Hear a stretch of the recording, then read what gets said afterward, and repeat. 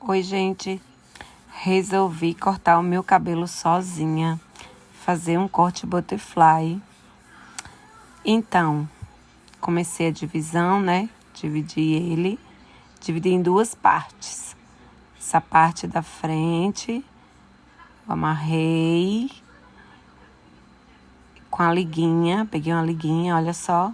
Amarrei essa parte. E amarrei a segunda parte lá em cima, no topo. Pra fazer as camadas, né? Com liguinha também. E aí, a gente pega a primeira parte da frente. Pra cortar, a gente cortou uns 3 dedos. E a mesma coisa a gente fez na parte de trás, mais 3 dedos. E então, também vou cortar minha franja, né? Porque já fazia um tempo que eu não cortava. Resolvi cortar também a franja. Um pouquinho. Desfiei. E vou finalizar com os obrigatórios da Truz. Maravilhoso.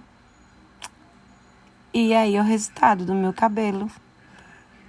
Um corte butterfly, com as camadinhas nas pontas. Se bem que eu tirei só as pontinhas, gente. E olha o franjão como ficou. Maravilhoso. E esse é o resultado do meu corte butterfly sozinha. Cortei sozinha. É isso, gente. Espero que tenham gostado.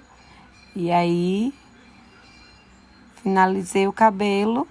Quem gostou, curte, compartilha, me segue aí para mais dicas de como cortar o cabelo sozinha em casa.